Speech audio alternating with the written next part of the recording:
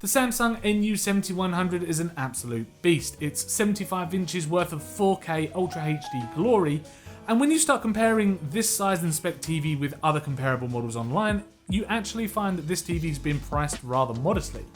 Now, Samsung have got this TV up at £1,600, that's here in the UK, but you can find other UK retailers, such as Currys for example, that are pricing this out at £1,300, so it may do you a bit of good to go shopping around for this TV before making your purchase decision. In terms of its design, there's a 1.5cm high gloss black rim that goes around the outside of the TV. It's very minimalistic, so you wouldn't really notice it if you weren't actually looking at it. It also sits 4 inches from the surface as well, so there's enough space underneath to put some kind of sound solution such as a soundbar. So the TV sits on 2 separate feet which screw into the bottom of the actual TV itself.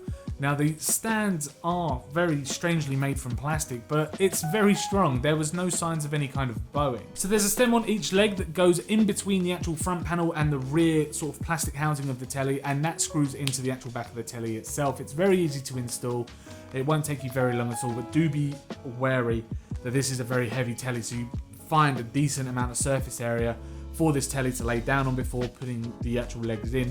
I recommend putting the actual TV box on its side and then screwing in the legs that way. So at 75 inches, portability isn't really a strong point with this TV. Now, I struggled myself to lift this TV, and that's purely because I couldn't get a comfortable hold if I was stretching out to sort of side to side of this telly. I couldn't get a comfortable hold on the actual screen itself. It needed to be a two-man job to get this TV put into place. Also, being as heavy as it is, I wouldn't really recommend putting it on any kind of glass stand either. I had a TV quite a while ago now that the glass actually smashed because the TV was too heavy for it. This is an absolute beast of a TV.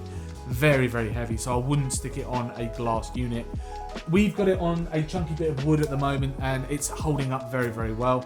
You can also put it on the wall as well, as it has a 200 by 200mm VESA mount on the actual back of the TV itself, so you can put it on a wall, but do be wary that that will have to go into some kind of outside wall, brick wall, or even your studs. You have to find some studs behind plasterboard walls if you are putting it on an internal wall in your home. So around the rear you will find 3 HDMIs, which is one less from those top tier models on the market. One does have arc return though for your sound to like a soundbar or something like that, or a surround sound theatre system.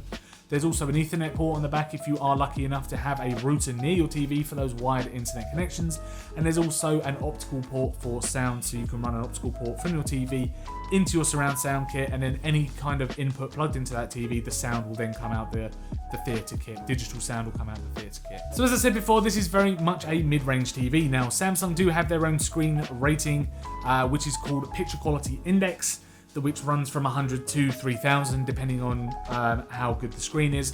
This sits at around 1300, so it's very much sort of slap bang down the middle, which is what you would expect from a TV of this size costing £1,300. So being a 3840 by 2160 resolution, it means you can enjoy 4K content. Now that means that if you are subscribed to something like the higher tiered Netflix package, for example, I think Amazon Prime have one now, there's some 4K content on YouTube that is just basically rolling demos, but there are YouTubers now that upload in 4K. You get to enjoy all of that image quality. Even on PlayStation or Xbox One as well. I know people are playing Red Dead Redemption 2, and that looks absolutely stunning in 4K, I must admit, especially on the Xbox One X. And there was actually a scene on Planet Earth 2, on Planet Earth 2, where this eagle was just taking flight over this kind of snowy mountain range. It looked absolutely wonderful. I've seen 4K before, don't get me wrong, I have seen 4K before. I've never had a 75-inch TV in my living room before, but certainly 4K, and it just looked absolutely wonderful, especially at this size. Now I sit, I would say, around 6 foot away from the actual screen, and I think that's more than enough to enjoy the picture quality. When you get a little bit closer, you start noticing the pixels, it gets a bit hazy, and then further away, of course, it's going to look good anyway. But around 6 foot, if you've got 6 foot of space between the TV and where you're sitting in your lounge, this TV will be absolutely fine. So I had to look around online for this one because we haven't got the gear actually in the office to be able to measure this kind of thing.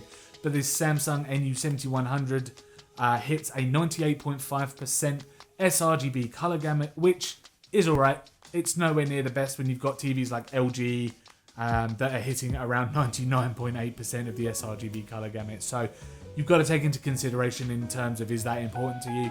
Probably if you haven't got the Samsung and the TV side by side, you're not going to notice the difference anyway. Once you get this back, colors are phenomenal. I'm not going to say they're not, because they are very, very good.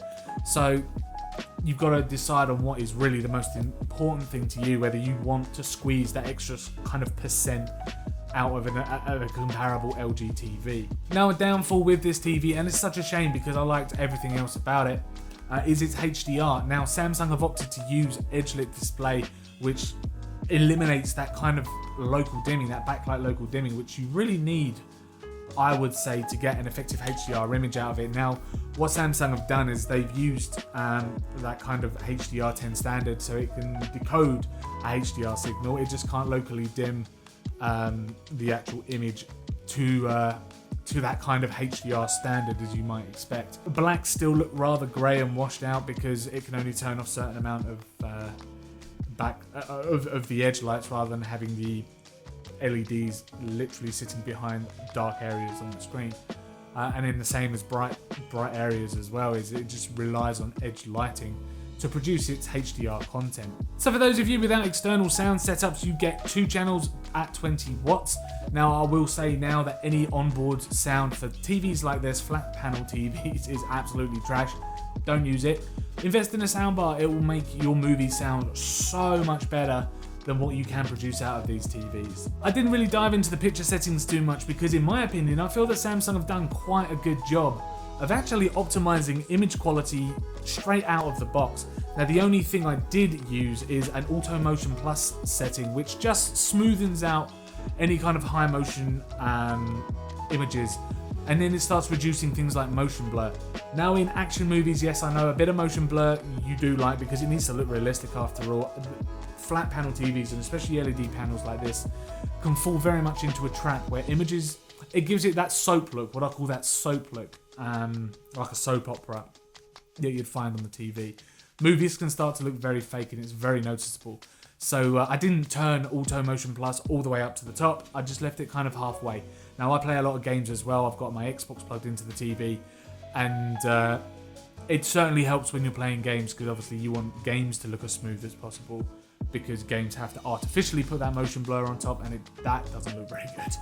But if you're watching a film, then yeah, about halfway on the Auto Motion Plus setting. Samsung are still using their SmartThings technology here with this TV, which gives you access to things like Netflix, Amazon Prime. There's a couple of catch-up on demand, BBC iPlayer, ITV on demand. You've got Roku. You've also got a web browser as well, and you've also got a photo gallery on there if you have connected some kind of NAS drive to the TV, like a media server to the TV in your home. It picked up my media server really instantly when I did search for it, and I was able to access all the movies on there, which was absolutely fantastic. There was no setup required there. The only thing I did was put in my wireless credentials to set the TV up on my wireless network. Another nice thing about the TV as well is that it can automatically determine what you're plugging into the actual TV itself, whether it's a Skybox, it's an Xbox One, PS4, Virgin Box. It automatically determines what you're plugging in, and then what kind of image quality you're going to want from that. So with my Xbox, for example, it automatically switched it to 4K 60 frames per second. So it was very, very good in detecting the peripherals I was plugging into the TV. Another strange thing is that it came pre-installed with McAfee internet security. I don't know why. I don't know why TVs are starting to need that now. Maybe hackers can use, I don't know, TV networks to hack into a wider network inside your home. Not sure why McAfee was the choice. I've never used McAfee myself just because of reputation. I would stay well clear of activating it on your TV just because of their reputation of being on computers. As I say, I've never used it, and I've never ever seen internet security on a TV before, so that was a very weird one for me. So if you're looking for a TV in time for Christmas and you want a massive giant in your living room and you don't really want to spend some of the budgets that those giant TVs are out there for, then for £1,300, as I say, from Currys UK, you can get this TV. I'm not sure if it's that kind of price abroad. I don't know, I haven't looked, but certainly over here, Currys have got this for £1,300 at the moment at the time of making this review. But it's an absolutely wonderful TV, and it doesn't really break the bank considering there are TVs out there for £5,000, £6,000, 10 grand, 50 grand. It doesn't break the bank. £1,300, you've got a 75-inch absolute monolith inside your living room. Just make sure you've got the space for it, because if you can see on our stand, it's pretty much the width of the legs, so make sure you've got a bigger unit than what we have sitting behind me right now. But as I say, it's an absolutely wonderful TV, and I couldn't really find many faults with it except really the HDR and the edge-lit display. So thank you very much for checking out our review of the Samsung 75 NU7100. If you enjoyed the video, then do click that like button. Please do subscribe to keep up with all of our latest tech and gaming videos, and also let us know in the comments below if this is the TV for you, whether you would have something like this in your living room, whether you think it's too big for my living room, as it is a very, very large TV in a very small space.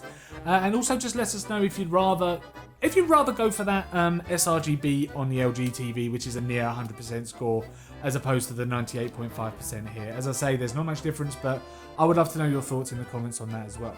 As I say, thank you very much for watching, and we will see you in the next video.